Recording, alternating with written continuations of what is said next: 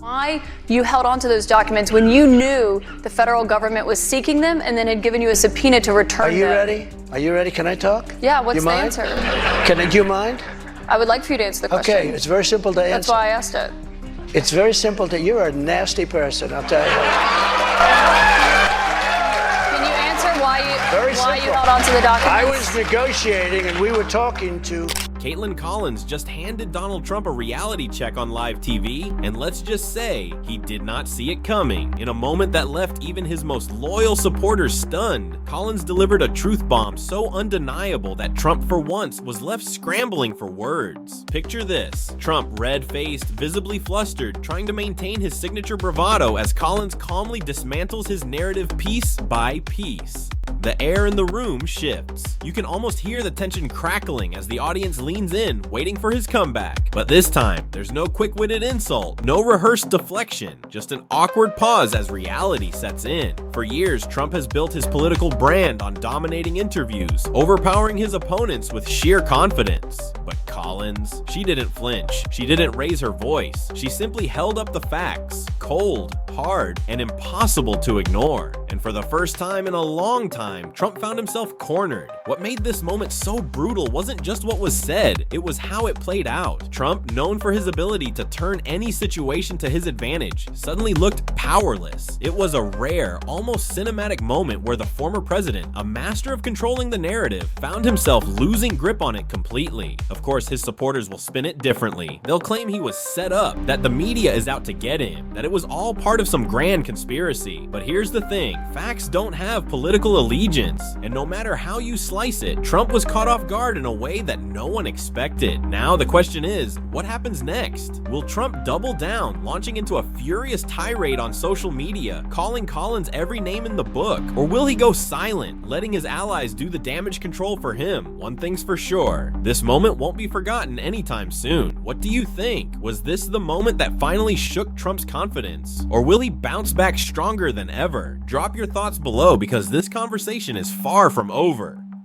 So I don't think that's a So he doesn't think he can fire the Fed chair? I think that's been resolved in the previous administration. You can go back and find a clip where I talked about it right in the space. Caitlin Collins isn't holding back, and this time, she's putting Donald Trump right in the spotlight for all the wrong reasons. The former president has once again made headlines, but not for a policy move or a campaign strategy. No, this time, he's pulling what looks like a reality TV stunt, firing 2 Democratic Federal Trade Commission, FTC commissioners with the kind of abruptness that feels straight out of The Apprentice. No warning, no explanation, just a sudden dramatic exit, because apparently in Trump's world, you don't need a reason when you're the star of the show. But let's be real, this isn't a TV show. This is the real world. And in the real world, you can't just fire government officials simply because you don't like their political stance or because they refuse to play along with your agenda. The FTC isn't a boardroom where contestants get eliminated at the whim of a host. It's a crucial regulatory body responsible for ensuring fair competition, protecting consumers, and holding corporations accountable. So what does this move really mean? Let's break it down. By removing these commissioners, Trump isn't just shaking up the FTC, he's trying to reshape it entirely. The agency has been a thorn in his side, especially when it comes to cracking down on corporate monopolies and enforcing regulations that many of his allies in big business would rather see disappear. With Democrats out of the way, Trump now has a golden opportunity to stack the deck in his favor, appointing individuals who align with his vision, one that many critics argue prioritizes corporate interests over consumer protection. The backlash has been swift. Legal experts are already questioning the legality of these firings. Political analysts warn that this move could set a dangerous precedent, undermining the independence of federal agencies. And Democrats? They're calling it exactly what it is, an abuse of power. Even some Republicans are feeling uneasy, while Trump's loyal base is cheering on the move as another bold step against the so-called deep state.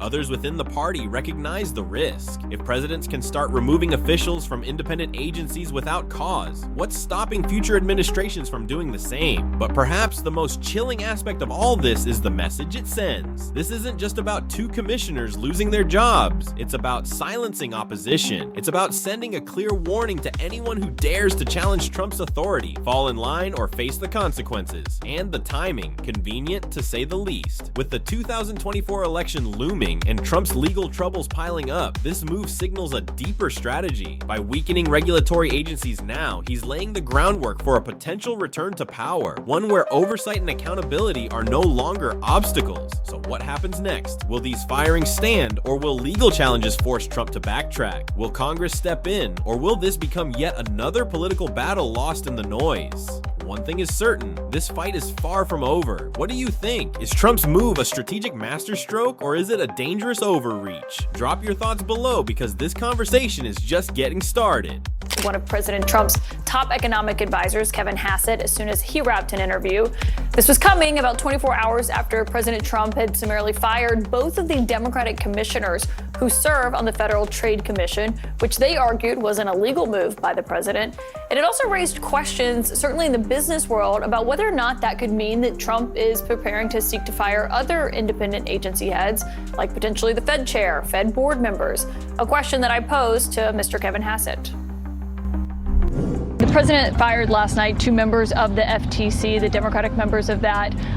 It raised questions about whether or not he does respect the independence of the Fed, or he thinks that they are fair game as well. What is the president's view on that? We very much. Oh, and before we dive in, if you're enjoying this, make sure to subscribe and stay updated with all the latest. Now, let's talk about Donald Trump. Whether it's a blatant disregard for legal norms or his long-established pattern of dodging accountability, one thing is clear. Trump operates as if the rules were made for everyone else but him. For years, he's maneuvered through loopholes, dismissed legal challenges, and played the system to his advantage. But this time, the law might finally have his number. The walls are closing in, and the consequences he's managed to avoid for so long may finally catch up with him. From mounting legal battles to courtroom showdowns, the former president is now facing the kind of scrutiny he spent a lifetime evading. The big question is, will he actually be held accountable this time, or will he find yet another way to slip through the cracks? Trump has built his entire persona on defiance. Defiance of the establishment, defiance of critics, and defiance of the law itself. He's never been one to play by the rules, but the reality is that the legal system doesn't operate on bravado alone. Investigations are piling up, legal experts are weighing in, and even some of his staunchest allies are beginning to distance themselves. Yet, despite the legal trouble, his loyal base remains unwavering. To them, every indictment, every lawsuit, and every courtroom battle is just another chapter in Trump's so-called witch hunt narrative. He's turned every legal challenge into a rallying cry, painting himself as a victim of political persecution rather than a man facing the consequences of his actions. But here's where things get interesting. This time, the stakes are higher than ever. With multiple cases in motion, the possibility of real legal repercussions is becoming harder to ignore. Judges, prosecutors, and even former allies are signaling that Trump may not be able to dodge this one. So what happens next? Could we see the unprecedented moment of a former US president facing serious legal punishment? Or will Trump once again find a way to escape the grip of the justice system? One thing is certain, the next few months will be crucial. Whether he walks free or faces the full weight of the law, history is being written right now. The question is, will this be the moment Trump finally faces the consequences, or is this just another chapter in his never-ending battle against accountability? Drop your thoughts below, and let's get the conversation started. Goal to get this to the Supreme Court to try to overturn the 1935 precedent? The goal was to let these individuals go. If we have to fight it all the way to the Supreme Court, we certainly will.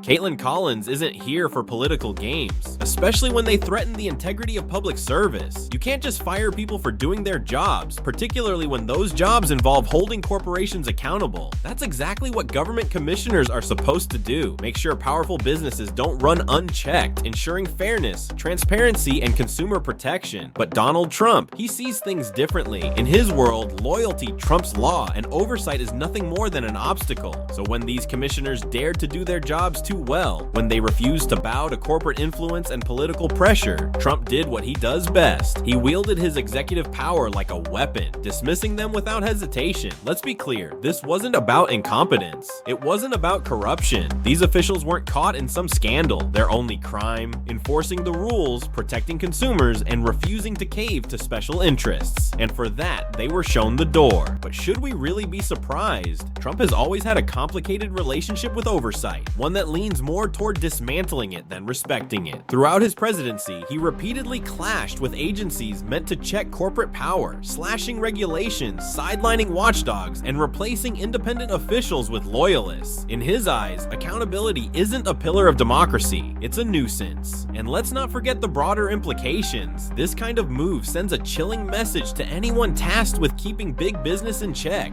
Fall in line or face the consequences. It's a power play designed to create fear, ensuring that regulators think twice before standing up to corporate interests. Or to Trump himself. The real question is, where does this end? If presidents can fire regulators simply for enforcing the law, what happens to government accountability? What happens to consumer rights? And more importantly, what happens when political loyalty becomes more valuable than public service? One thing's for sure, Caitlin Collins isn't backing down, and neither should the American people. This isn't just about a few dismissed commissioners. It's about the fundamental question of whether government exists to serve the public or to shield the powerful. So what do you think? Is this just another case of Trump being Trump, or is this a dangerous precedent that threatens the very foundation of government accountability? Drop your thoughts below, because this conversation is far from over. One of the fired commissioners, Commissioner Bedoya, told the New York Times, and I'm quoting now, "When people hear this news, they need to not think about me. They need to think about the billionaires behind the president at his inauguration." My next source was appointed to the FTC by President Trump actually during his first term in 2018. She was the other Democratic commissioner fired by him yesterday, Rebecca Slaughter. Kit Lan, as always, isn't letting Trump off the hook. This isn't some minor slip-up or an innocent mistake. This is classic Trump playbook behavior. Firing people the moment they challenge him, that's not leadership, it's an abuse of power. And this time, it's not just staff members or political rivals. It's Federal Trade Commission, FTC commissioners, officials tasked with enforcing laws that ensure businesses play fair. And we all know how Trump feels about rules and regulations. He doesn't want oversight. He doesn't want checks and balances. He wants free reign to do as he pleases, no matter the cost. But here's the reality check. The law doesn't bend to Trump's whims. You can't just fire government officials because you don't like them. That's not how democracy works. But in Trump's world, anyone who stands in his way gets the axe. Legality be damned. And let's not forget, this is far from an isolated incident. This is a pattern. Trump has a history of tossing people aside the second they challenge him. Employees, staffers, government officials, if they're not blindly loyal, they're disposable. We saw it with James Comey when Trump fired him as FBI director after he wouldn't pledge personal loyalty. We saw it with Attorney General Jeff Sessions, who was booted for not shielding Trump from the Russia investigation. We saw it with countless whistleblowers, military officials, and advisors who dared to act independently. And now, the FTC commissioners are the latest victims of Trump's relentless purge. And when confronted about it, he does what he always does: deflect, deny, distract. He spins it as draining the swamp, when in reality, he's stacking the deck in his favor. This isn't about making government more efficient. It's about eliminating anyone who enforces rules he doesn't like. But here's the kicker. This isn't just about a few firings. This move could have real consequences for everyday Americans. The FTC plays a critical role in regulating monopolies, preventing consumer fraud, and keeping corporations in check. Without strong oversight, big businesses could run rampant, unchecked by the very agency meant to hold them accountable. And guess who benefits from that? Not the American people, big corporations, and wealthy elites, the very ones who fund Trump's political machine. And don't think Kit Lan is backing down. She's calling this out for exactly what it is: an authoritarian power grab disguised as routine politics. She's not letting Trump spin this as just another bureaucratic shuffle. This is an attack on accountability itself. So the question now is, will Congress step up? Will lawmakers hold Trump accountable for once? Or will they yet again look the other way as he bulldozes through democratic institutions like they're his personal property? One thing's for sure, this fight isn't over, and as long as Trump keeps dodging responsibility, Kit Lan will be right there, making sure the American people see the truth. What do you think? Is this just another political move, or is Trump undermining democracy? Drop your thoughts below, because this conversation is just getting started. The statute that governs the FTC says that someone who is in your position cannot be fired only if they can be removed for cause if there is neglect, malfeasance, or inefficiency. Were you given any of those reasons when you were fired? No, absolutely none. And so what was there just any argument whatsoever beyond the letter you received? The president can fire you, and so he chooses to do so. He does what he always does, fires, discredits, and steamrolls anyone who dares to hold him to a standard. But for Caitlin Collins, this isn't just another political stunt. It's a glaring example of Trump's continued disregard for fair competition, the rule of law, and frankly, anyone who doesn't fall in line with his vision. The pattern is clear. Challenge Trump and you're out. Raise concerns and you're labeled part of the conspiracy. He treats democracy like his personal reality show, where loyalty matters more than truth and dissent is met with immediate consequences. The worst part? His response. Does he take responsibility? Admit any wrongdoing? Of course not. Instead, he blames the system, the commissioners, the media, anyone but himself. The narrative is the same as always. He's the victim, the game is rigged, and everyone is out to get him. It's a tired act, but it still plays well to his most loyal supporters. But Caitlin Collins isn't letting this slide. She's calling out the hypocrisy, the recklessness, and the blatant power grab that's been Trump's trademark since day one. She's not just reporting the facts, she's demanding accountability, a concept Trump seems allergic to. The real question now is, how far will he go? We've seen this playbook before. Discredit the institutions, undermine the rules, and when all else fails, claim it was never fair to begin with. This isn't just about one incident or one journalist. This is about a leader who refuses to be held accountable, who sees democracy as an obstacle rather than a responsibility. So what happens next? Will this be another controversy that fades away, drowned out by the next scandal? Or is this the moment where the cracks in Trump's carefully crafted persona start to show? One thing is certain, Caitlin Collins isn't backing down, and neither should we. What do you think? Is this just another example of Trump dodging accountability, or is there something deeper at play? Drop your thoughts below, because this conversation is far from over. But you believe that's illegal? It is absolutely illegal. The statute that you referenced is very clear on its face. And in fact, the Supreme Court has evaluated whether it is a constitutionally valid statute and whether a president can remove an FTC commissioner. Exactly this question. They faced it 90 years ago when FDR tried to remove an FTC commissioner, Commissioner Humphrey. And they said, no, the law is clear. They cannot be removed other than for cause.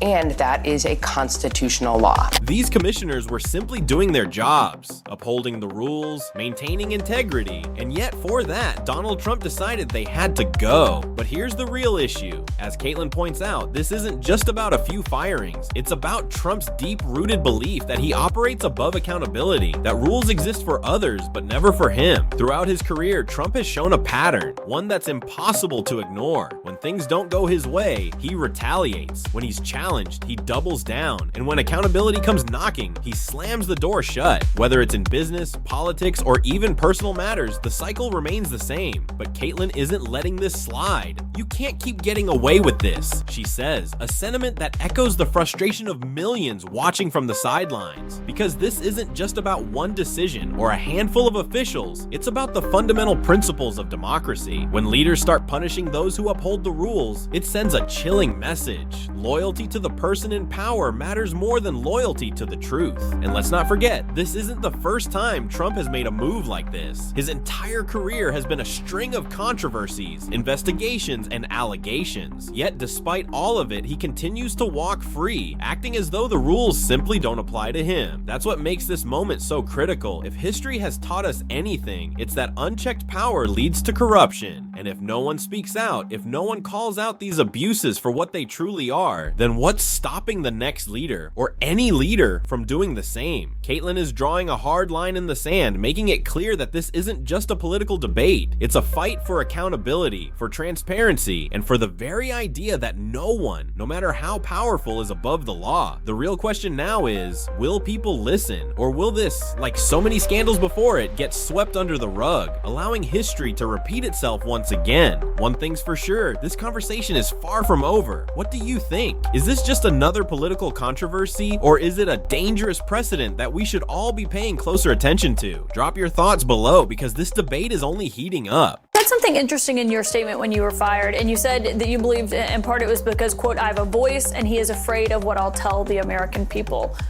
What is it that you have to tell the American people? Yeah, well, it's a really important point. I'm a minority commissioner right now. That means I'm not in charge of the agency. But what the FTC minority commissioners can do, and what commissioners at other independent agencies can do, is bring transparency and accountability to the work of the agency. So without the voice of the minority commissioners, if you see, for example, the FTC dismiss one of our many litigations against some of the big tech CEOs who flanked the president in his inauguration, you may not have any reason to know what was going on behind the scenes or what some other explanations or counter arguments will be. And that transparency and accountability has served the FTC really well for over 100 years. At the end of the day, Trump isn't just undermining the system, he's actively breaking it. And if history has taught us anything, it's that unchecked power only grows bolder. That's why figures like Caitlyn are stepping up, refusing to let him rewrite the rules in his favor, because if no one holds him accountable, this pattern will never stop. Trump will keep believing that laws don't apply to him. He'll continue to think he can silence opposition with a signature, a tweet, or a backroom deal. But the American people aren't blind, and Caitlyn isn't backing down. She's standing firm, challenging the narrative, and making sure that the truth isn't buried beneath political spectacle. But this battle isn't just hers to fight, it's ours. If we let this slide, what precedent does it set for the future? Will every leader who comes after him feel emboldened to twist the system to their advantage? Will truth and accountability become relics of the past? The stakes are bigger than one man, one presidency, or one political party. This is about protecting the very foundation of democracy. And right now, the question isn't just about Trump, it's about us. Will we demand integrity from those in power, or will we let them dismantle the system piece by piece? One thing is certain, history is watching, and so are we. What do you think? Should leaders be held to the same legal and ethical standards as the rest of us, or will power continue to operate above the law? Let us know your thoughts, because this conversation is far from over. Well, it's not a proud day for this country. How could it be a proud day when a man who was not elected by the people becomes president of the United States? How does that happen? Michael Moore, the undisputed king of exposing hypocrisy, just went scorched earth on Donald Trump, live on national television, and let me tell you, this wasn't just a casual critique. This was a full throttle, no mercy, no holds barred takedown that sent MAGA world into a meltdown. Did Trump's infamous spray tan start dripping under the pressure? Did his ego finally crack? And most importantly, how did he react? Did he go on an unhinged Twitter-style rant? Did he rage call Fox News? Or, in true Trump fashion, did he announce yet another shady business venture to distract his followers? Oh, you need to see this. Buckle up, because this takedown is brutal. Michael Moore's blistering attack. It all started when Moore was invited onto a primetime show, and he did not hold back. With his signature blend of cutting sarcasm and cold, hard facts, Moore dismantled Trump's entire persona, exposing every contradiction, every lie, and every failed promise. He tore into Trump's so-called business genius, reminding everyone how he bankrupted casinos. Yes, casinos, where the house is literally supposed to win. He mocked Trump's claims of being a man of the people while living in a gold-plated penthouse. And he didn't stop there. Moore even highlighted Trump's failed promises to MAGA voters, pointing out how the billionaire scammed his own supporters with fake charities, fake universities, and, let's not forget, the infamous Election Defense Fund that magically disappeared. But the real mic drop moment came when Moore called Trump out for being terrified of actual work. This man doesn't want to govern, he doesn't want to lead, he wants the TV ratings, he wants the adoration, he wants the chaos because it makes him feel powerful. The audience erupted in applause. Trump's predictable meltdown. So how did Trump respond? Oh, you already know the playbook. Within hours, he was on Truth Social, firing off a series of all-caps, typo-filled rants about radical leftist losers and Hollywood failures. He even threw in the classic, very unfair, for good measure. Michael Moore, a total washed-up failure, spreading fake news about your favorite president, me.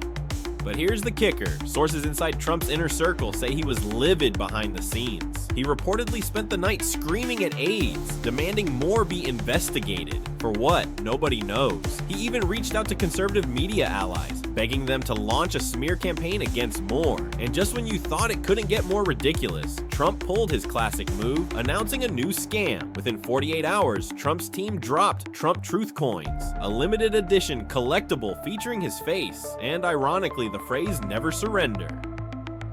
It was an obvious cash grab, but predictably his diehard supporters bought in. Literally, Michael Moore's victory lap. Meanwhile, Michael Moore, he's thriving. Not only did his takedown go mega viral, but he's now teasing a brand new documentary, one that will expose Trump's inner circle like never before. Insiders claim the film will feature never-before-seen footage of Trump panicking after losing the 2020 election and plotting to overturn democracy. And here's the final twist. Moore isn't done yet. Trump's biggest weakness is that he can't stand being ridiculed. So let's keep it going. And with that, he declared open season on Trump's ego. So what happens next? Will Trump spiral even further? Will Moore's documentary deliver the final blow? Or will MAGA world double down on their delusions? One thing's certain, this war is far from over. What do you think? Did Michael Moore just expose Trump like never before? Or is this just another chapter in the never-ending saga of Trump's political circus? Drop your thoughts below, because this conversation is just getting started. It's like they really believe that the average normal American wants to hear that. They actually believe that we don't like immigrants. We are immigrants. We are all the children and grandchildren and great-grandchildren of immigrants, unless you are African American or unless you're amongst the first peoples that were here. We are all the product of immigrants, and we love our grandparents and our great-grandparents and the people that got us here to this great country. And to talk about immigrants in this vicious, vile way. Michael Moore just did what millions of Americans have only dreamed of. He torched Donald Trump live on television in front of the whole world without holding back. And let's be honest, seeing Trump get called out on live TV has practically become a national pastime. But this? Oh, this was something different. This wasn't just another roast. This was next level takedown artistry. It was like watching a demolition crew tear down a skyscraper that was already crumbling under its own weight. Spectacular, inevitable, and just a little too easy. Moore didn't just land a few jabs. He delivered a full-blown political knockout. With his signature blend of biting wit and cold hard facts, he systematically dismantled Trump's legacy, exposing the cracks in his public persona one brutal punchline at a time. And the best part, there was no escape. No carefully curated Truth Social post to control the narrative. No rally full of adoring fans to drown out the criticism. Just Moore, a microphone, and the unfiltered truth beaming into millions of homes. The crowd, they ate it up. The internet exploded. Within minutes, social media was flooded with reactions. Some cheering, some outraged, and others simply in awe of the sheer boldness on display. But here's the real kicker. This moment wasn't just about Trump. It was about something bigger. It was a reflection of the shifting tides in American politics. It was a reminder that no leader, no matter how powerful, how loud, or how deeply embedded in the system, is untouchable. So now, the question lingers. Was this the final nail in the coffin for Trump's political relevance? Will this moment be remembered as the speech that sealed his fate, or just another controversy in a career built on them? One thing's certain, love him or hate him, Michael Moore just made history. And whether Trump acknowledges it or not, the impact of this moment will ripple far beyond the headlines of today. What do you think? Was this a well-deserved reckoning or just another political spectacle? Drop your thoughts below, because this conversation is far from over. Trump's election is going to be the biggest fuck you ever recorded in human history. And it will feel good. For a day. Yeah, maybe a week. Possibly a month. And then, like the Brits, who wanted to send a message, so they voted to leave Europe. Only to find out that if you vote to leave Europe, you actually have to leave Europe. And now they regret it. Let's be honest, when Michael Moore speaks, people pay attention. Love him or hate him, the man has a track record of seeing political storms before they hit. He's like a modern-day Nostradamus, except instead of cryptic prophecies, he delivers straight-shooting analysis with a baseball cap and a deep-rooted passion for exposing corruption. So when he turned his focus to Trump this time, you just knew it was going to be explosive. And spoiler alert, it was. Moore isn't new to calling out power. From his early days exposing corporate greed to his bold predictions about the 2016 election, when nearly everyone else dismissed the possibility of a Trump win, he has built a reputation for speaking uncomfortable truths. This time, however, his warnings about Trump come with an even graver sense of urgency. In his latest remarks, Moore didn't just predict trouble, he laid out a chilling blueprint for what he believes could be a historic turning point in American politics. According to him, Trump's comeback strategy isn't just about another campaign, it's about something far more dangerous, a complete re-engineering of democracy itself.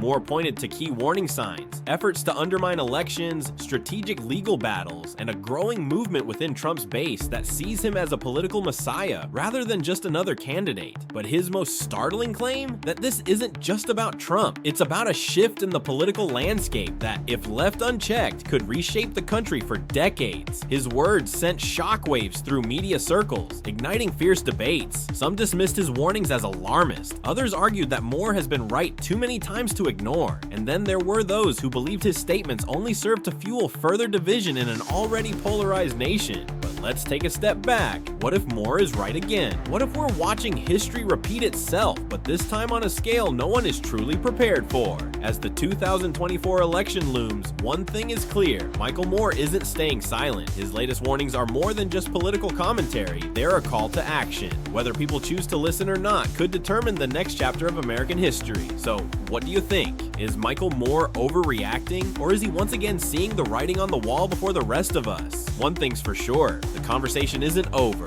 Drop your thoughts below, because this debate is just getting started. I don't think they realize, I don't think they really are in touch with where the majority of Americans are at.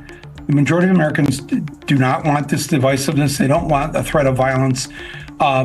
We are okay to disagree with each other, but that's where it ends. If you're enjoying this, don't forget to subscribe. Now, Donald Trump has been called a lot of things. A business genius, by himself, a stable genius, also by himself, and a man whose hair looks like it's actively trying to escape his head, by literally everyone else. But one thing he is definitely not is someone who handles criticism well. No. Trump takes criticism the way a toddler takes being told they can't have candy at the checkout line. He melts down, so when Moore came after him with facts, logic, and worst of all, humor, you could practically hear the furious keyboard smashing as the rage tweets began. Moore didn't hold back. He lined up Trump's greatest hits of failure like an infomercial. But wait, there's more. And oh boy, there was so much more. From his endless legal battles to the disappearing act of his so-called billionaire empire, it was an all-you-can-eat buffet of bad decisions.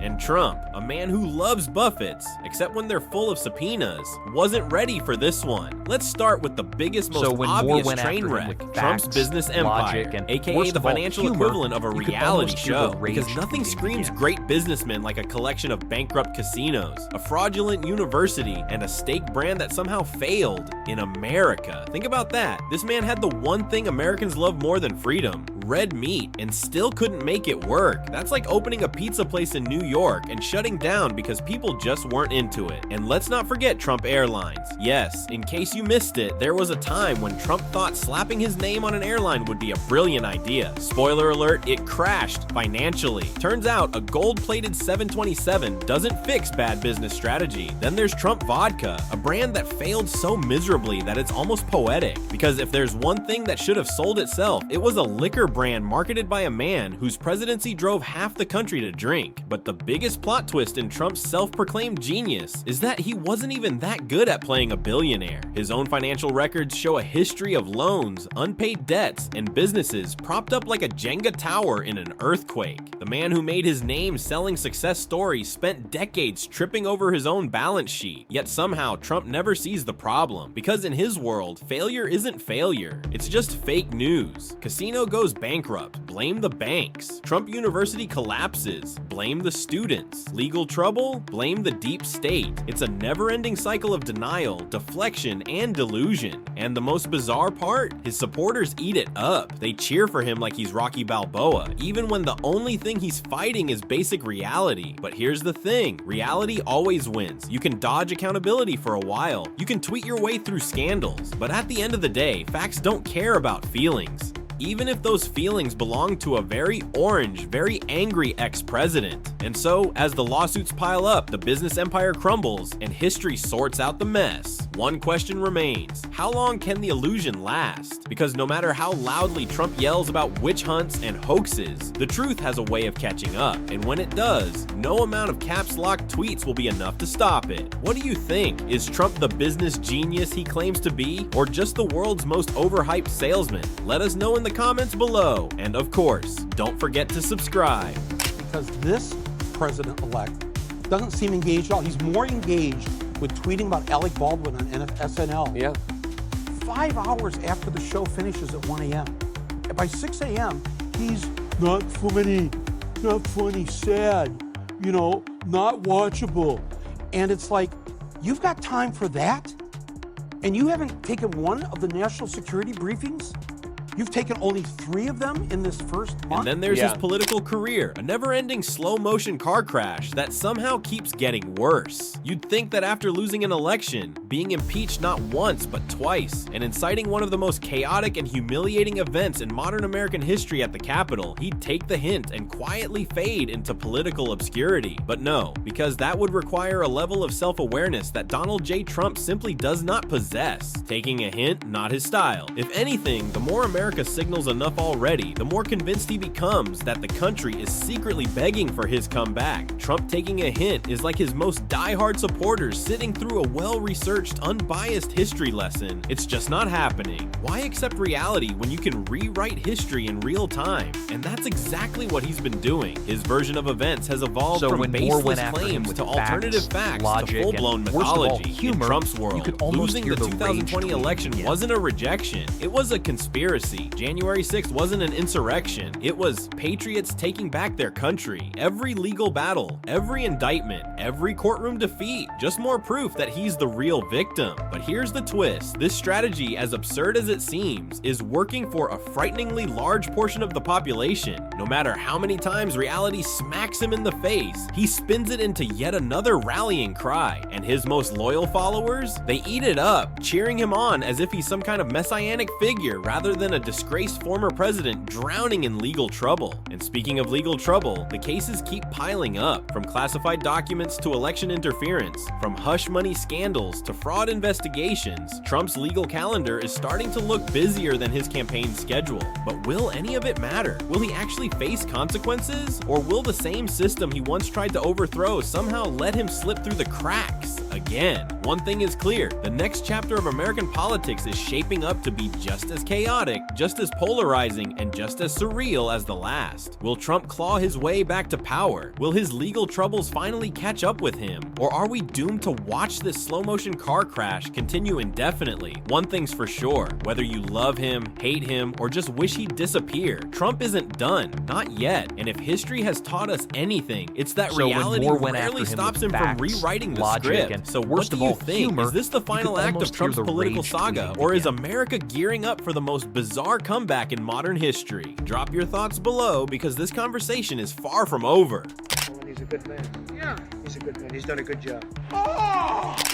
Consider this: most politicians, when faced with scandal, legal trouble, and overwhelming public rejection, take the hint. They retreat, write a self-serving memoir, book a few high-paid speaking gigs, and slowly fade into the background. But Donald Trump, no chance. Instead of stepping aside, reflecting, or even attempting a strategic pivot, Trump does what he does best: doubles down. He insists he's the target of the greatest political witch hunt in history, cooked up by everyone from the radical left to the deep state to, who knows, maybe even the ghost of Abraham Lincoln. Okay, maybe not that last one. Worst of all, humor. Let's talk about conspiracy theories. For Trump, they aren't just occasional political tactics. They're the foundation of his entire brand. He's turned grievance into an art form, alternative facts into strategy, and the belief that reality itself is negotiable. Lose an election, call it fraud, get impeached twice, call it a deep state takedown, face multiple indictments, spin it as proof of political persecution. In Trump's world, losing is never his fault. There's always a rigged system, an invisible enemy, or a media conspiracy working against him. But his post-presidency behavior reveals something even deeper: his outright refusal to accept the one thing he fears most: irrelevance. And let's not forget the legal battles stacking up faster than his unpaid contractors. Multiple criminal indictments, civil lawsuits, and ongoing investigations have turned his post-White House years into a legal circus. He's facing more courtroom dates than campaign stops. Yet, instead of retreating in disgrace, he's repackaging these legal woes as proof of his martyrdom, riling up his supporters with every court appearance. What's even more shocking, it's working. For a man who built his career on branding, Trump has masterfully turned legal jeopardy into a political asset. The more charges that pile up, the louder his base rallies behind him. Every indictment becomes a rallying cry, every investigation a fundraising opportunity. He's no longer just a politician, he's a symbol, a movement, a cause. But here's the real question: how long can this strategy hold? Can he really outrun the avalanche of legal troubles indefinitely? Even his most devoted followers might start wondering when the endless battles will stop being proof of persecution and start looking like,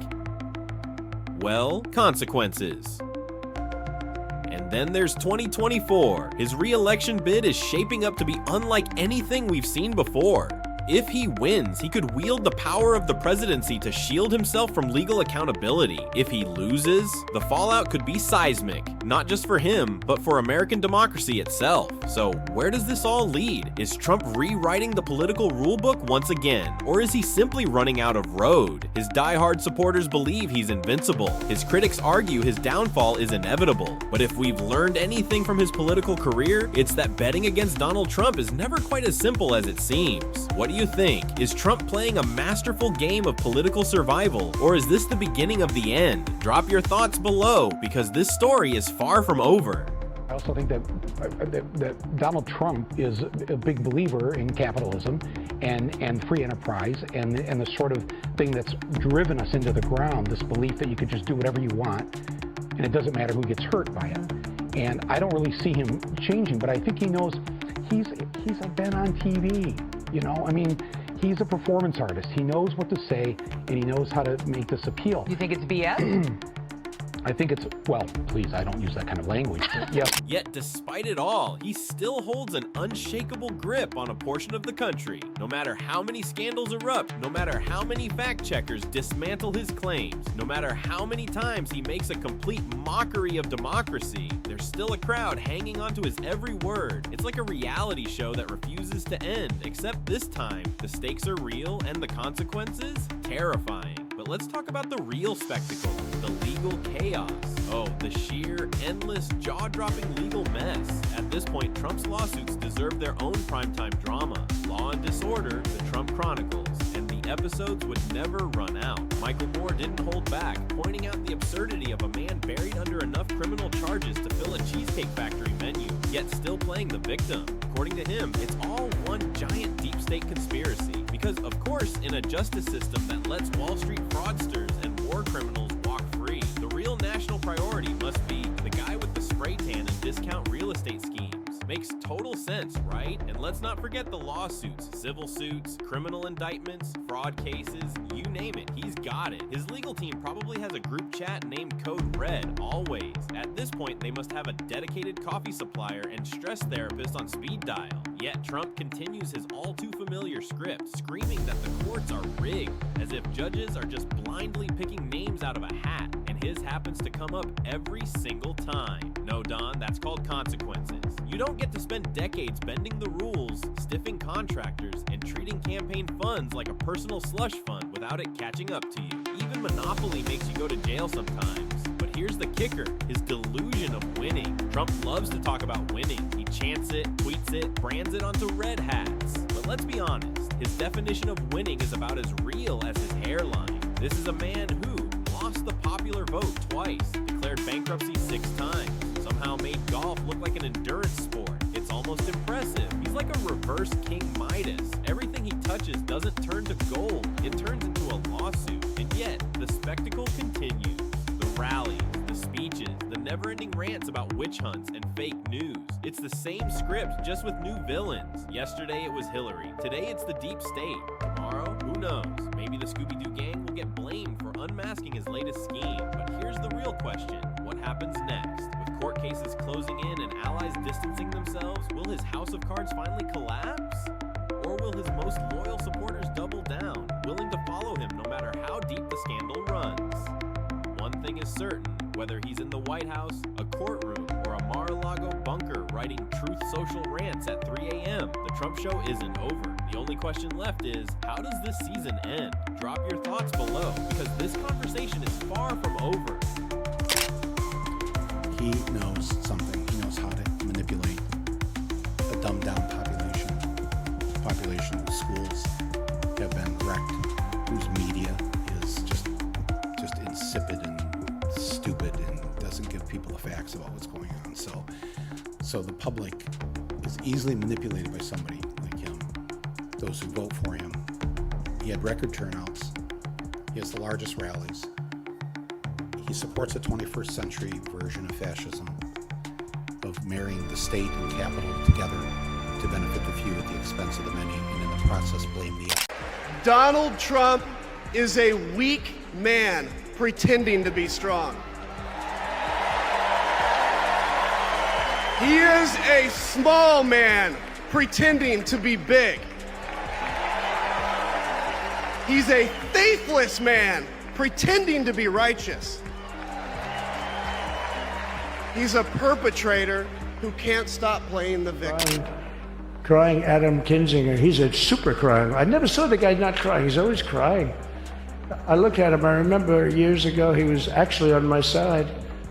And then one day, when you don't want to kill people in wars, they turn against you. Liz Cheney. The cracks in the MAGA empire were no longer just whispers, they were glaring realities, and Adam Kinzinger didn't hold back in laying them out with pinpoint accuracy. He painted a stark picture of how even Trump's most steadfast allies were starting to break formation. The once ironclad endorsements that had guaranteed primary victories now seemed to be losing their magic touch. The Republican Party, which once marched in unison behind Trump, was beginning to show signs of divergence. More than a few members were quietly inching away from the movement, no longer certain that the former president's backing would secure their political futures. The once golden touch of Trump was beginning to look more like fool's gold, and Kinzinger was right there to connect the dots. But then came the moment that truly set social media ablaze. Without ever directly mentioning it, Kinzinger managed to hint at something that even Trump's most unwavering supporters had been avoiding: the state of his marriage. It was a subtle but piercing remark, enough to send speculation soaring. Yet despite the personal undertones, the real blow wasn't about Trump's private life, it was about his waning influence. There was a time when Trump's rallies were monumental, vibrant cultural events that pulsed with energy, attracting throngs of passionate supporters. But now, Kinzinger pointed out, the crowds were thinning, and the once fervent energy seemed to have dimmed. Footage that once showcased seas of red hats and roaring applause now revealed scattered crowds and a notable lack of the unyielding enthusiasm that had once defined Trump's political persona. And it wasn't just the rallies. The political landscape itself was shifting. High-profile Republicans who once treated Trump's endorsement as a golden ticket were now cautiously distancing themselves. The once unified narrative within the party was splintering. Some were quietly acknowledging that Trump's grasp on the party might finally be loosening. Yet, despite the evidence, die-hard loyalists continued to push back, labeling Kinzinger as a traitor and dismissing his analysis as wishful thinking. To them, the movement was still alive and well, but the cracks were visible, whether they chose to acknowledge them or not. Adding to the intrigue was a growing divide between the old guard and the new wave of Republicans, many of whom were now advocating for a fresh direction, one less centered on the controversial figure of Trump and more focused on policy and unity. Kinzinger's words were a wake-up call to those within the party who had remained silent, urging them to reconsider their unwavering allegiance. And then, the unexpected happened. A surprising endorsement of Kinzinger's views from a former Trump ally, who admitted that the party needed to evolve if it wanted to stay relevant. It wasn't just about the rallies or the slogans anymore. It was about moving forward, acknowledging past mistakes and focusing on the future. As Kinzinger's words continued to ripple through political circles and media outlets, one question lingered: is the MAGA movement truly crumbling, or is this just a momentary setback? The answers remain uncertain, but one thing is clear: Kinzinger has sparked a conversation that won't be easily silenced. The once untouchable legacy of Trump is now being scrutinized, and the Republican Party finds itself at a crossroads. Will it cling to the past or chart a new course?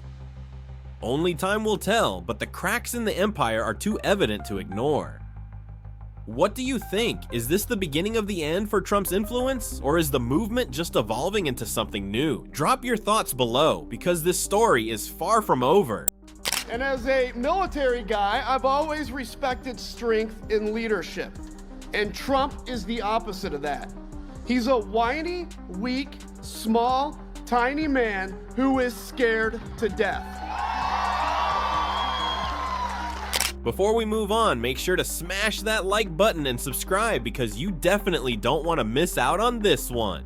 Kinzinger wasn't just speaking, he was unloading years of pent-up frustration like a man who had finally reached his breaking point. It was as if a dam had burst and all the emotions he had been holding back came flooding out. He wasn't just recounting events, he was baring his soul, revealing the toll of witnessing political chaos firsthand. He had been in the eye of the storm, sitting through endless meetings, enduring the circus of partisan squabbles, and watching as rhetoric replaced reason. And now, with a sense of both exhaustion and determination, he decided it was time to set the record straight. With that unmistakable mix of exasperation and clarity, Kinzinger meticulously laid out his thoughts piece by piece. His words weren't just for the interviewer, they were for the public. A warning, a wake-up call, and a public service announcement all rolled into one. It started like any other standard interview, calm, composed, and measured. But then, the atmosphere shifted. A seemingly straightforward question about Trump's lingering influence morphed into something far more explosive. Kinzinger didn't hold back. His voice grew sharper, his gaze more intense, and his words cut through the air like a knife. He talked about loyalty, how the concept had been twisted and manipulated to fit an agenda. He exposed the fear that gripped his colleagues, the fear of speaking out, of being labeled a traitor for daring to question the prevailing narrative. He described how the line between patriotism and blind allegiance had blurred, leaving behind a toxic political landscape where truth was sacrificed for convenience. Then, Kinzinger did something unexpected. He challenged those still supporting the chaos to rethink their stance. He urged them to ask themselves a simple question: are you fighting for your country or just defending a person? His tone was both pleading and commanding, as if hoping that his words would resonate beyond party lines. The room fell silent for a moment. Even the interviewer seemed taken aback by the raw honesty on display. Kinzinger had made his stand, not as a politician, but as a citizen who could no longer ignore the damage being done. As the interview wrapped up, the impact of his words lingered. This wasn't just another political commentary. It was a cathartic release, an emotional reckoning that left no doubt about where he stood. Kinzinger had drawn his line in the sand, knowing full well the backlash he would face. But instead of backing down, he leaned into the controversy, declaring that silence was no longer an option. He knew that speaking out would cost him allies, but he couldn't stand idly by while principles were eroded. And as the interview ended, one thought remained clear: Kinzinger had transformed from a frustrated insider to a relentless truth teller, unafraid of the consequences. The question now is whether his words will inspire others to find their voice, or whether his message will be drowned out by the noise. What do you think? Was Kinzinger's outburst a necessary wake-up call or an act of political desperation? Let us know in the comments, because this conversation is far from over.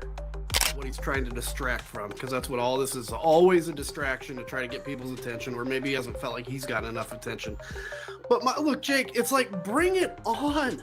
Like, honestly, so, we had an election. I fought against Donald Trump. I wanted Kamala Harris to win. January 6th was a big thing, but America made a different choice. Fine, I'm ready to move on. I'm like, look, we made it very clear what happened on January. Kinzinger leaned in, his voice laced with the conviction of someone who had tried to sound the alarm long before, but had been drowned out by the echo of slogans and unwavering loyalty. This time, he wasn't speaking in riddles or hinting at the truth. He was naming names, exposing flaws, and dragging skeletons out from Mar-a-Lago's opulent gold-plated closets. But what made this moment stand out from the usual political critiques? It wasn't just another speech dissecting policies or opposing legislation, because, let's face it, that's that's never been Trump's strong suit. Kinzinger wasn't merely challenging the former president's politics, he was challenging the very narrative that had shielded Trump from accountability. He laid bare the uncomfortable reality that many had either overlooked or refused to see. The problem, according to Kinzinger, wasn't just about policies, it was about character, leadership, and the dangerous precedent being set. With every pointed statement, it became clearer. This wasn't just an attack on Trump, it was an indictment of the culture that had allowed his influence to fester unchecked. Kinzinger's words cut through the political noise, forcing those watching to confront uncomfortable truths. He spoke of loyalty, misguided loyalty that had transformed into something more akin to submission. He spoke of fear, how those in power who once claimed to be guided by conservative values had surrendered their integrity at the altar of political convenience. But it didn't stop there. He addressed the aftermath, how the fallout from this blind allegiance had left the Republican Party fractured and disillusioned. Kinzinger warned that this wasn't just about Trump as a person, but about the lasting damage inflicted on American democracy. The real danger, he argued, was not just the man, but the myth, the unwavering belief in a leader who had long abandoned principles in favor of populist appeal. The room fell silent, the air thick with tension. Some looked on with admiration, others with disdain. Kinzinger knew his words would spark controversy, but that wasn't his concern. He had spent too long watching the party he once believed in become a hollow shell of its former self. Now, he was determined to confront it head on, no matter the cost. As his speech reached its crescendo, he didn't hold back. He called on fellow conservatives to reclaim their values, to challenge the rhetoric that had clouded judgment for far too long. It wasn't about erasing the past, but learning from it, recognizing mistakes, and vowing not to repeat them. The aftermath was swift and polarizing. Conservative media was quick to label Kinzinger a traitor, while others hailed him as a voice of reason in a landscape consumed by political theatrics. Trump himself couldn't resist responding, launching a tirade of insults and dismissing Kinzinger as irrelevant. But the damage had been done. For the first time in a long while, the conversation within the Republican Party began to shift, albeit slightly. Kinzinger's words sparked debates on social media and around dinner tables. Was it time to move on from Trump's brand of politics? Or was Kinzinger just another bitter voice among a sea of loyalists? One thing was clear, Kinzinger wasn't about to back down. He vowed to keep speaking up, challenging those who chose complacency over courage. Whether his words would lead to real change or fade into the noise of political warfare remained uncertain. But for now, he had done something many had feared to do. He had spoken the truth without reservation and let the chips fall where they may. And as the dust settled, one question lingered. Was this the beginning of a new era of accountability within the GOP? Or just another fleeting moment of dissent destined to be swept aside? Only time would tell.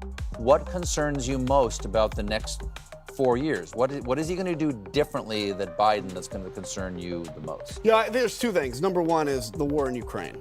The importance of Ukraine being able to defend itself against this invasion by Russia.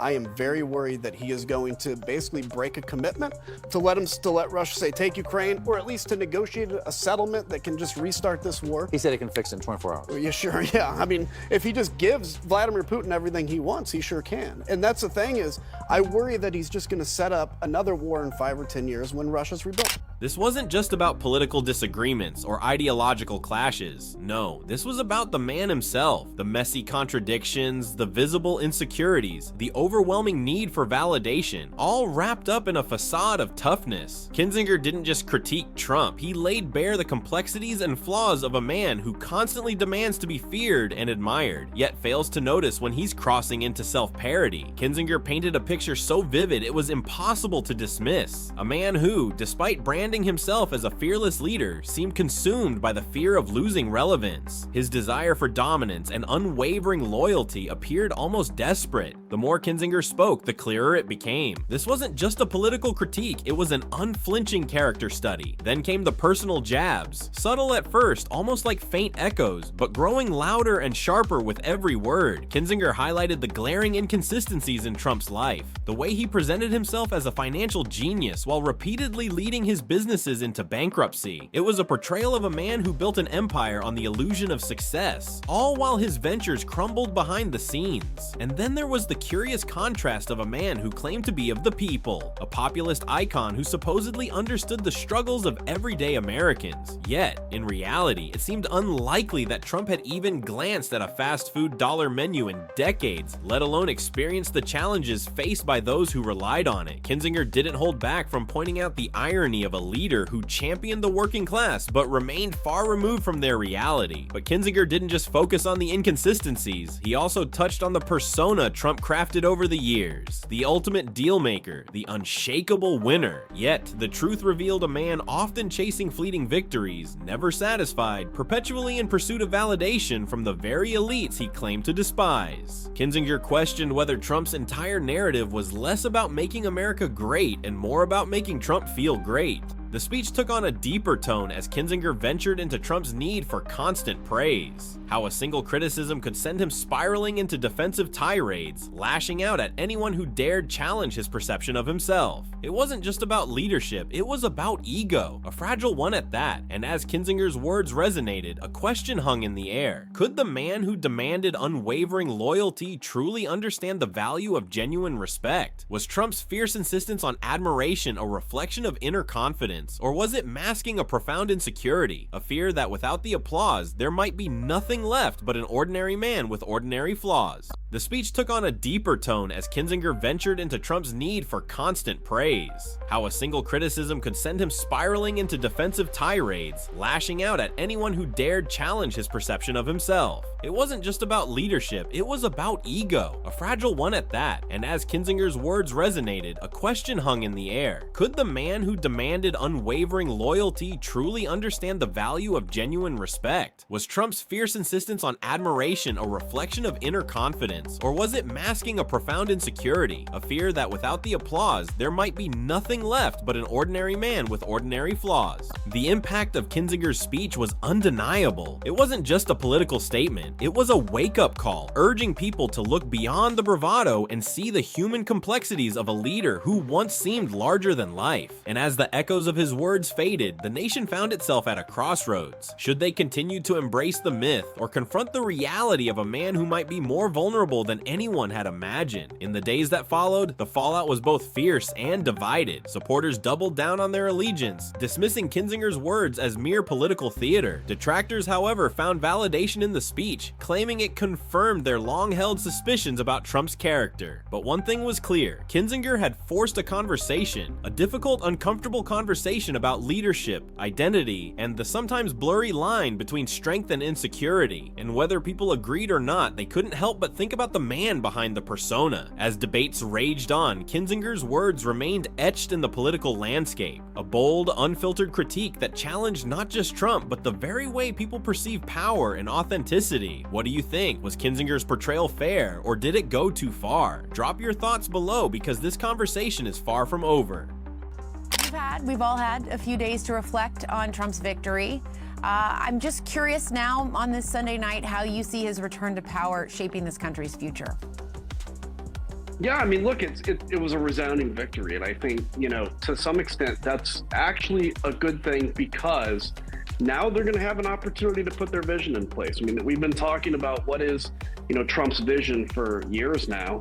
And they're going to have to own whatever that is. This idea of massive tariffs, well, we may actually see what massive tariffs do, mass deportation. Kinzinger didn't just claim that Trump was out of touch. He practically handed him a map and compass, challenging him to find his way back to reality. The statement hung in the air, heavy with a mix of defiance and revelation, leaving the audience on the edge of their seats. Then came the moment that made everyone lean in closer, eyes widening as they sensed something big was coming. Kinzinger wasn't just dabbling in politics anymore. He took a bold leap straight into Trump's personal world, peeling back the layers of the carefully constructed disconnected reality TV persona that had captivated millions. But Kinzinger didn't resort to wild accusations or unfounded claims. No, his strategy was far more precise. He didn't need to invent stories or twist narratives. Instead, he pointed to the glaring truths that had been in plain sight all along, truths that many knew but rarely dared to say out loud. It wasn't just about Trump's policies or his time in office. Kinzinger went deeper, challenging the very image Trump had cultivated over decades, a persona built on success, power, and unwavering control. He exposed the contrast between Trump's public bravado and the increasingly chaotic, disconnected reality that seemed to follow him after his political fall from grace. As Kinzinger spoke, he wasn't just critiquing a political figure, he was dissecting a phenomenon. The crowd could feel it. This wasn't just another speech, it was a reality check aimed directly at the core of Trump's influence. Kinzinger emphasized how Trump's insistence on reliving past victories and refusing to acknowledge defeat had morphed into a pattern that was not just politically damaging, but personally self-destructive. He called out how Trump's circle had grown smaller, populated by loyalists unwilling to challenge his version of reality. He highlighted the alienation of once close allies who had either distanced themselves or been publicly condemned for speaking the uncomfortable truth. Kinzinger's words painted a picture of a leader caught in a feedback loop of his own making, one that was pushing him further from the very people he claimed to represent. The real blow, however, came when Kinzinger questioned the legacy Trump was building. Was it one of lasting political influence or a cautionary tale of power unchecked by reason? Kinzinger didn't pretend to have all the answers, but he made one thing clear: clinging to a past that no longer exists is not leadership, it's delusion. And then, just when it seemed like Kinzinger had said it all, he dropped one final thought, a challenge, not just to Trump, but to those who still stood unwaveringly by his side. It's time to stop living in a fantasy, he declared. The future of the party and the country depends on facing reality, not bending it to fit a single man's narrative. The crowd remained silent, digesting his words. Some nodded in agreement, while others remained guarded, unsure whether to cheer or criticize. One thing was undeniable: Kinzinger had just delivered a verbal gut punch that would resonate well beyond the room, leaving both supporters and critics to grapple with the uncomfortable truth. And as the dust settled, a bigger question emerged. Was this the moment that would finally force a reckoning within Trump's inner circle? Or would his base double down, refusing to entertain the possibility that their leader was indeed out of touch? One thing's for sure, Kinzinger didn't just make a statement, he sparked a conversation that won't be ending anytime soon. So where does this leave Trump, and more importantly, the movement that rallied around him? The next few weeks will tell if this bold confrontation will lead to real change, or simply add fuel to an already blazing fire. What do you think? Was Kinzinger right to call out Trump, or did he go too far? Share your thoughts below, because this debate is far from over.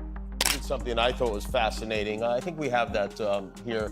This is last year you wrote about Donald Trump. I'm genuinely surprised how people close to Trump haven't talked about the odor. It's truly something to behold. Wear a mask if you can. Now, I mean, what did it smell like specifically? So if you take like armpits, ketchup, makeup, and a little butt, it's probably like that all mixed up. And that's that's the Trump formula? A little bit of a pungent odor, I would say, yeah. You definitely wouldn't want to bottle it up and wear Trump cologne. It's true that not understanding how old 81 years old looks sometimes is maybe a Democratic Party mistake. But Democrats are not the party that picked the guy whose charity was shut down as a fraud, whose fake university was shut down as a fraud, whose business was convicted on multiple felony fraud counts, whose CFO is quite literally in jail, who had one personal lawyer put in prison and the other has lost his law license. Absolutely down. This Rachel Maddow, what does she have? She's got nothing. Nothing.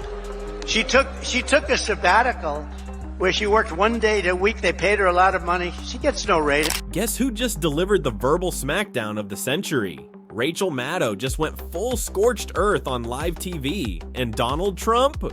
Well, let's just say he's scrambling like someone yanked the plug on his tanning bed mid-session. If you thought past takedowns were brutal, buckle up. This one left him looking like yesterday's reheated fast food, cold, stale, and completely unappetizing. So what set Maddow off this time? It wasn't just a routine drag. No, she exposed him, roasted him, and then served him up on a silver platter, all while keeping her signature sharp wit and stone-cold facts front and center. She went beyond the usual jabs, cutting straight to the core of Trump's latest political blunders, legal nightmares, and PR disasters. Maddow laid out a brutal timeline of Trump's unraveling empire, connecting the dots between his desperate attempts to stay relevant and the walls closing in from multiple investigations. She pulled receipts, referencing court documents, financial records, and even his own contradictory statements, essentially putting together a highlight reel of his self-inflicted chaos. And if that wasn't enough, she went after his increasingly bizarre public statements, from rambling, incoherent rants about windmills and sharks to his bizarre claims of being a stable genius. Maddow didn't hold back. She called out the absurdity, the contradictions, and the sheer audacity of a man who continues to claim victory in an election he lost years ago. Trump's reaction, predictably unhinged. If there's one thing Trump can't stand, it's being publicly humiliated on a massive scale. And this wasn't just a minor roast, this was a full-scale takedown. Within hours, reports surfaced of Trump furiously firing off all-caps rants on Truth Social, calling Maddow fake news and accusing MSNBC of being part of some deep state conspiracy. And let's not forget his classic move, playing the victim. He whined about witch hunts, election interference, and the same tired excuses we've heard 100 times before. But here's the kicker. Even some of his most diehard supporters were left scratching their heads. With mounting legal troubles, dwindling campaign funds, and a growing sense of desperation in his public appearances, Maddow's takedown wasn't just about entertainment, it was a reality check. The bigger picture is Trump's influence finally fading. Maddow's fiery monologue highlighted a shifting dynamic, one where Trump's usual deflection tactics aren't working like they used to. His legal cases stacking up like a house of cards in a hurricane. His political allies quietly distancing themselves. His grip on the GOP not as ironclad as he wants people to believe. Even conservative commentators, who once treated him like a political messiah, are starting to hedge their bets. Could this be the beginning of the end? What's next? The fallout begins. One thing is for sure, this wasn't just another rant on primetime TV. Maddow's takedown sent shockwaves, reigniting debates about Trump's viability in 2024 and beyond. Will he double down and try to counterpunch, or is this just another sign that his political brand is crumbling in real time? One thing's for certain, the Trump circus is far from over, but after Maddow's takedown, it's looking more like a desperate sideshow than the main event. So what do you think? Is Trump finally losing his grip, or will he somehow spin this into another political comeback? Drop your thoughts below. This conversation is just getting started. Trump has come in the spin room, and he is desperately trying to get the attention that I think he needs as oxygen at this point, even though I think that most of the people in this room that are here spinning on his behalf know that he had a bad night. Is he literally standing there like he's his own surrogate, trying to get people to talk to him about his own performance? Exactly. She didn't just expose his dirty secrets, she shredded his carefully crafted image piece by piece. With the precision of a seasoned investigator, she laid out his chaos resume, highlighting the scandals, the missteps, and the moments even his most loyal supporters wish they could erase. And in case anyone had forgotten just how deep the dysfunction runs, she reminded the world why Donald Trump's approval ratings hover somewhere between toxic mold and bloodthirsty mosquitoes. Buckle up, because we're diving headfirst into the political train wreck of Trump's latest unraveling. And guess what? Rachel Maddow came armed with receipts, ruthless commentary, and a knockout punch he never saw coming. The breakdown. How Maddow dismantled Trump in real time. Maddow didn't just report the news, she dissected it with surgical precision. She started with the latest bombshell revelation, an internal memo from former White House aides, exposing Trump's erratic behavior behind closed doors. Staffers reportedly described him as unhinged, detached from reality, and obsessed with personal vendettas. The leaked document painted a picture of a leader spiraling out of control, more concerned with revenge than governance. Then came the financial fiasco. Maddow pulled out records showing questionable dealings in Trump's business empire, shady loans, lawsuits piling up, and new allegations that could make even his most diehard supporters uneasy. And let's not forget the latest courtroom drama. Multiple ongoing investigations are circling closer than ever, and Maddow made it clear Trump isn't just facing political backlash, he's staring down legal consequences that could redefine his entire future. The knockout blow. But Maddow wasn't done. In her signature style, she delivered the final blow with a mix of facts, historical context, and brutal wit. She compared Trump's downfall to other disgraced leaders in history, pointing out eerie similarities between their playbooks of denial, media manipulation, and self-inflicted destruction. And the cherry on top, Maddow played never-before-seen footage from insiders who once stood by Trump but are now jumping ship. The common theme? Regret, betrayal, and a realization that they hitched their wagons to a sinking ship. What happens next? So where does this leave Trump? With mounting legal trouble, dwindling allies, and a Republican Party that's cautiously distancing itself, his once unshakable grip on power is starting to crack. The real question is, will he go down swinging, or will he finally meet a reckoning even he can't escape? One thing's for sure, this political saga is far from over. What do you think? Is Trump's latest controversy the beginning of the end, or will he somehow find a way to wriggle out of this one? Drop your thoughts below, because this conversation is just heating up. For the record, I will note that Donald Trump did admit in his remarks today explicitly that Elon Musk is the head of Doge.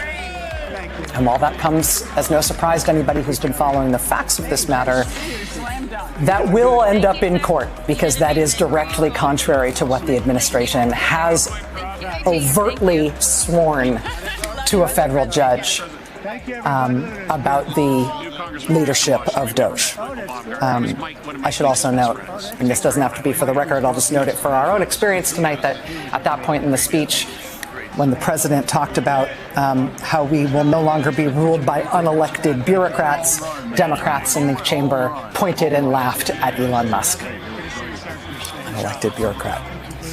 Nicole Wallace, I'm sorry to dump a lot of fact checks there, and that's not even scratching the surface of the things that need to be fact checked there. That's literally what was off the top of my head. So there's more to say along those lines. People should know that. I mean, so what set off the human spray tan this time? Rachel Maddow didn't need to scream in all caps, hurl insults, or dive into playground-level name-calling. No, she did something far more dangerous. She confronted Trump with his greatest weakness, cold, hard reality. Her weapon of choice, the truth. And not just any truth, the kind so brutal, so humiliating, that somewhere in Florida, a certain former president was probably flipping over gold-plated golf carts, barking at aides, and rage-dialing his lawyers. What exactly did she expose? Oh, just the usual. His crumbling empire, once a symbol of excess, now drowning in lawsuits and debt. A legal nightmare on steroids, with courtroom drama more chaotic than a reality show. And that delightful little detail called unpopularity, the kind of approval ratings that make used car salesmen and airline CEOs look like national treasures. And let's be honest, Trump can handle a lot: scandals, lawsuits, even impeachment. But numbers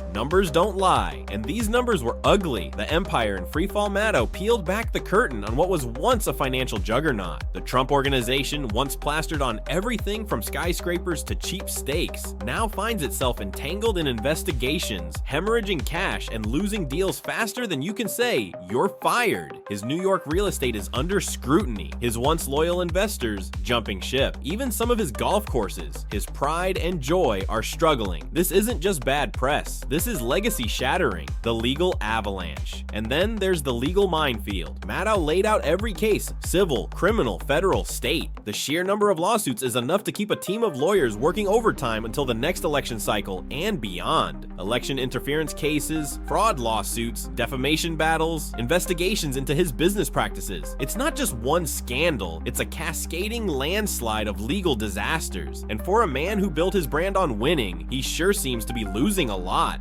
The popularity freefall. But here's the kicker, the part that probably had Trump seeing red or more orange than usual. His once loyal base, shrinking. Polls are showing voters, especially independents, aren't buying what he's selling anymore. The MAGA energy is still there, but cracks are forming. Even inside his own party, whispers are getting louder. Can he still win? Or is he becoming a liability? Maddow didn't need to answer. The numbers spoke for themselves. The fallout. And now the meltdown begins. Expect late-night social media rants, probably about fake news and witch hunts, furious truth social posts, all in caps, of course. More legal maneuvers. Spoiler, they won't work. A desperate attempt to shift the narrative. Cue conspiracy theories. But no matter how much spin, distraction, or legal gymnastics he tries, the reality remains. His empire is crumbling, his legal troubles are mounting, and his approval ratings are tanking. And that, dear viewers, is the one thing Trump fears the most: irrelevance. What do you think? Is this the beginning of the end, or will he find a way to crawl back? Drop your thoughts below, because this story is far from over. So if you don't stand for anything other than what he wants, you don't vote, you just put him in power. And once he's there, nobody is allowed to disagree with him or say anything that he doesn't believe. And what is that called? That is what a lot of other countries all around the world have, and it is not democracy. Yeah. And so he's trying to get rid of the American system of government, and that means getting rid of a government that does anything other than serve him, and that's what Project 2020. Let's talk ratings, Trump's favorite word. The man is so obsessed with being adored that he's practically held more press conferences about his crowd sizes than actual policy changes. Remember when he bragged that his TV appearances had better ratings than The Bachelor, or when he claimed he was the most watched president in history, as if the State of the Union was some kind of Netflix original? Well, Rachel Maddow just hit him with a reality check colder than a handshake from Mitch McConnell. She laid out the brutal truth. His approval ratings aren't just dropping, they're in free fall, crashing so hard they might as well be headed for the ocean floor. At this rate, they'll soon need a deep sea submersible to find his remaining supporters. And Trump? Oh, he lost it, because nothing, and I mean nothing, bruises his ego more than knowing people would rather see literally anyone else in charge. We're talking a bowl of canned soup, a magic 8-ball, or even that one uncle at Thanksgiving who thinks he's a political expert after watching 5 minutes of cable news. But it gets worse. Maddow didn't just drop one chart and call it a day. She delivered a masterclass in statistical annihilation. She compared his numbers to past presidents, showing that even Richard Nixon, yes, Watergate Nixon, had higher approval ratings post-resignation than Trump has right now. Ouch! Then came the final blow. Polling data showing that swing state voters, the very people who handed Trump the presidency in 2016, are now ditching him faster than a failed business venture with his name slapped on it. Florida, slipping, Pennsylvania, turning blue, Arizona. Let's just say even the desert isn't thirsty for a Trump comeback. And his reaction? Classic Trump. First, the all-caps rage tweets, because nothing says stable genius like yelling at the internet at 3 a.m. Then, the desperate attempts to discredit the polls, calling them fake news as if they were some deep state conspiracy orchestrated by Obama, the Clintons, and probably the ghost of Christmas past. But here's the real kicker. Deep down, even Trump knows the numbers don't lie. That's why he's doubling down on his usual playbook. Blame the media, attack his opponents, and try to convince his supporters that everyone else is lying. But here's the thing. At some point, when the numbers keep sinking, even his most loyal fans might have to ask themselves, are all the pollsters lying, or is Trump just losing? So what happens next? Will Trump's ratings continue their nosedive, or does he have some wild card up his sleeve to turn things around? And more importantly, does he even care about governing, or is this all just one giant reality show to him? Drop your thoughts below, because this circus is far from over. Fireworks. Pushback all over this country has thrown down stop strips in the road to flatten their tires and at least slow them down, and sometimes to stop them. And it has happened everywhere. And none of it has been easy, given the scale of what they are trying to do to this country. But the feedback loop here is very clear 6 weeks in. But Rachel Maddow didn't stop there. Oh no, she went full throttle, peeling back the layers of scandal like an overripe onion, each revelation stinkier than the last. From tax fraud allegations to his MAGA-fueled riot tour, Maddow didn't just talk, she rolled out receipts like it was Black Friday, each one more damning than the next. And Trump? He's out here denying reality like it's a bad Yelp review. Maddow reminded America that this is a man who has declared bankruptcy so many times even Monopoly won't license his name. The self-proclaimed billionaire who built his brand on smoke and mirrors, yet crumbles under the slightest hint of accountability, launching into toddler-level meltdowns at the mere suggestion that he played any role in his own downfall. But here's the kicker. Maddow didn't just expose Trump's financial disasters or his inability to accept responsibility. She laid out a pattern, a carefully constructed illusion that he's been selling for decades. The lavish lifestyle, the golden penthouses, the image of a fearless deal maker. It was all theater. a production so elaborate that even Hollywood would be impressed. Yet behind the curtain, lawsuits, unpaid contractors, failed casinos, and a history of conveniently shifting blame whenever the walls start closing in. And the irony? The very people he claims to fight for, hardworking Americans, are the ones left picking up the tab for his reckless decisions. Whether it's taxpayers covering his legal battles or campaign donors unknowingly funding his lavish lifestyle, Maddow made one thing clear: Trump's biggest success isn't business, it's convincing millions that he's something he's not. Then she took aim at his legal troubles, the mountain of indictments, the hush money scandals, the classified documents case, each one a ticking time bomb that Trump waves off as witch hunts, while simultaneously scrambling to delay trials and shift blame. And his response to all this? A greatest hits tour of distraction tactics, attacking judges, ranting on social media, playing the victim, and of course unleashing his MAGA base like an angry mob. But Maddow didn't stop with just Trump. She exposed the enablers, the politicians, and media figures who bend over backward to rewrite history in real time. The same people who once condemned him now line up behind him, desperate to stay in his good graces. She highlighted how the MAGA movement has become less about conservatism and more about Trumpism, a cult of personality where loyalty trumps logic and facts take a back seat to blind devotion. And then there's the 2024 election looming like a storm on the horizon. Can Trump truly make a comeback, or has Maddow just pulled back the curtain for good? Will his base continue to buy into the illusion, or are the cracks finally too big to ignore? One thing is certain, Rachel Maddow isn't done, and neither is this story. But what do you think? Is Trump's empire finally crumbling, or will he escape accountability once again? Drop your thoughts below, because this conversation is far from over. They're really screwed up. I watch this MSNBC, which is a threat to democracy, actually. They're stone cold, but they're stuttering. They're all screwed up. They're all mentally screwed up. They don't know what. Their ratings have gone down the tubes. I don't even talk about CNN. CNN's sort of like, I don't know, they're pathetic, actually. But MSNBC was mean. Their ratings are absolutely down. There's Rachel Maddow. What does she have? She's got nothing. Nothing. And here's the real kicker. Trump can't fight back. Not really, because while Rachel Maddow is systematically dismantling him with sharp analysis and razor-sharp wit, he's flailing on Truth Social like a caged raccoon, slamming his tiny fingers against the keyboard in a rage-fueled meltdown. His responses? A garbled mess of typos, random capitalizations, and grammar so disastrous that high school English teachers have started using them as cautionary lessons. Meanwhile, Maddow is laying it all out. How his campaign funds are vanishing faster than his lawyers, how every time he opens his mouth, another legal team quietly backs away, shaking their heads. She's not just reporting the facts, she's pulling back the curtain on the chaos. And Trump? Well, he's doing what he does best, playing the victim. That's right, the same man who mocked war heroes, ridiculed disabilities, and once told an entire nation that a deadly virus would just disappear is now whining about fairness. The irony is so thick you could cut it with a gold-plated steak knife. But Maddow didn't just expose the absurdity, she drop-kicked his credibility into the stratosphere.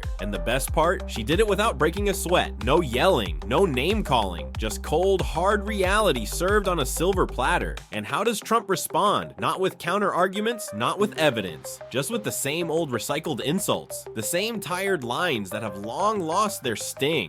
Fake news, biased media, radical left. As if repeating those words enough times will somehow erase the reality closing in around him. But here's where it gets even worse for him. Maddow isn't just exposing his legal and financial problems. She's making it impossible for him to escape them, because the thing about facts, they don't care about feelings. And when you lay them out as plainly as she does, even his most devoted followers start to squirm. Think about it. His inner circle is shrinking, his legal defenses are crumbling, his campaign is bleeding cash at a rate that makes even Vegas gamblers look responsible, and all he can do is sit in his golden cage, screaming into the void, hoping someone, anyone, will still believe him. But the world is moving on. The lawsuits aren't going away. The investigations aren't slowing down. And the people who once stood by him, they're looking for an exit. Meanwhile, Maddow, she's just getting started. So the question isn't whether Trump can recover from this, because at this point, recovery looks like a fantasy. The real question is, when the walls finally close in, will he still be ranting into the abyss, or will he finally realize the game is over? One thing's for sure, he won't go down quietly, but then again, neither will the truth. For the record, there is no EV mandate. For the record, oil and gas production in the United States hit all-time records under President Joe Biden. For the record, even Doge has never claimed that they have saved hundreds of billions of dollars in savings. The largest items they have claimed to achieve as savings in the U.S. budget have been debunked and they've been taken down, but even they don't falsely claim hundreds of billions of dollars worth. And he didn't incite an insurrection. He was the victim of a rigged system. Meanwhile, Maddow just sits back, calmly dismantling his revisionist history with receipts, timelines, and a fact-checking precision that makes Trump's reality distortion field crumble faster than one of his bankrupt casinos. And the irony, the more he tries to rewrite history, the more history seems to be writing him out of relevance. While he rants on Truth Social, desperately trying to cling to his former influence, late-night comedians, political analysts, and even his own former allies are all moving on, leaving him stuck in the past, shouting into the void. So what's next? Will Trump double down, launching an even more unhinged bid for a comeback?